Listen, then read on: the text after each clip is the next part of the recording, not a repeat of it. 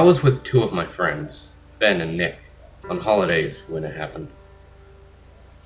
We were in an isolated part of Greece, somewhere that doesn't show up on Google Maps for some reason, traveling down a long stretch of road in our hired car in search of the next major city to party in. After initially planning on driving through the night, we accepted that we had lost our way and it was getting too dark to continue, so we pulled into a gas station for directions on where we could stay. The old man handed us an old brochure of a nearby village and insisted we go check it out. Since we were completely lost, we were left with no other option. Something different, we thought, but just how different we could never have guessed as we took the next left turn and ventured into the headlight-lit darkness.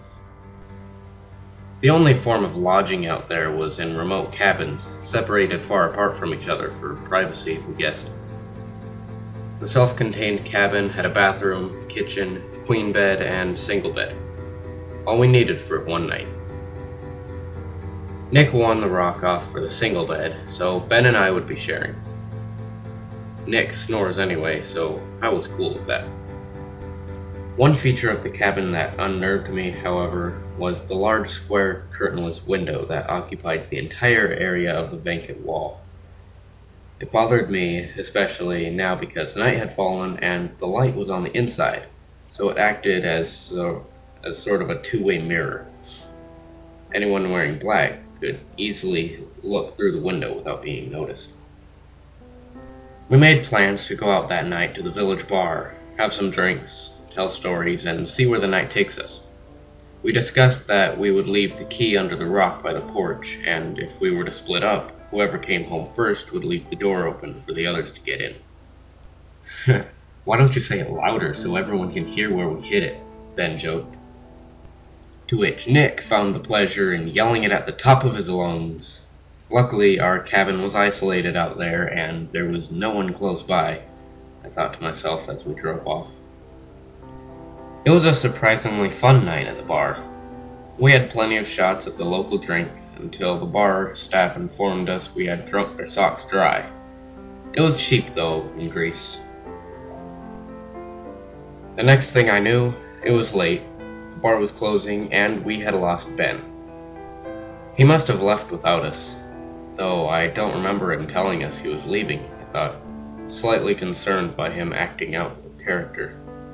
So we left without him, taking the car. I need to piss really badly. I adjusted in my seat as the car headlights momentarily lit up the cabin and we turned into the driveway to the sound of gravel crunching under the tires. We checked under the rock for the key. It was gone. We tried the door handle. Locked. The fuck? We both looked at each other.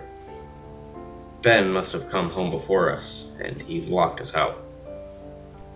Ben! Open up! We need to piss! Hurry up, Ben! Nick said after me. We banged on the door. I heard a stumbling inside, like someone literally crawling awkwardly on all fours out of bed. Damn, he must be drunk. I can't hold this piss in anymore, I said as Nick and I went to separate sides of the cabin to urinate as Ben finally opened the door. It felt good, but that feeling was harshly interrupted by what caught my attention in the large window, sending a large shiver up my spine.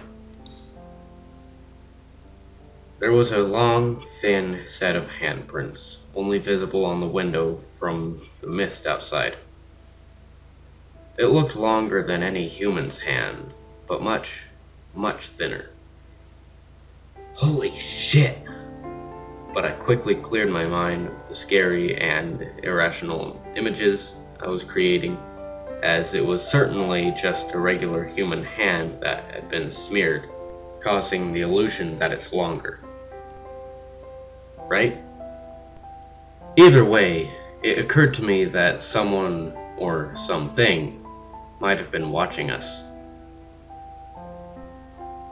I hurriedly finished up my business and rushed inside. We are not turning the light on, I thought, to prevent anything from looking in at us. As I locked the front door and we went straight to bed. Nick fell asleep instantly, snoring before his head had even hit the pillow. And after a few minutes of tolerating Nick's inconsistent snore, my drooping eyes fell weary and I closed them. As soon as they shut, I couldn't help but get the burning feeling that Ben's eyes had opened suddenly and were staring straight at me, menacingly. My body rose in temperature and my heart started beating quicker as I sensed this. As if Ben was holding his breath, vision fixed on me angrily through the darkness. Sorry if I hadn't gone home with him. Jeez. Why would he be so angry? After a few minutes of calming myself from this irrational fear, I drifted off to sleep. There was a knock at the door. "Open up! You said you wouldn't lock it!" It grew louder. "Open the door! It's fucking cold out here!" This was the single scariest moment of my entire life, and the most paralyzing sensation swept over my entire body. It was Ben at the door.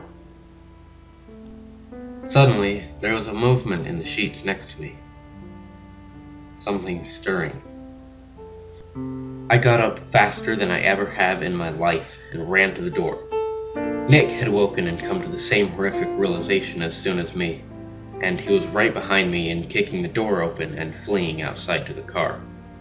Not once did we look back. I started the car and beckoned Ben to follow, but he didn't know what had happened. Still facing the room, he turned on the light to see inside. This is a true story. It really happened. You can ask Nick if you don't believe me. But I wouldn't ask Ben. He doesn't say much more after the incident, and whenever questioned about what he saw that night, his face turns pale and expressionless, and he will immediately shut the nearest curtain.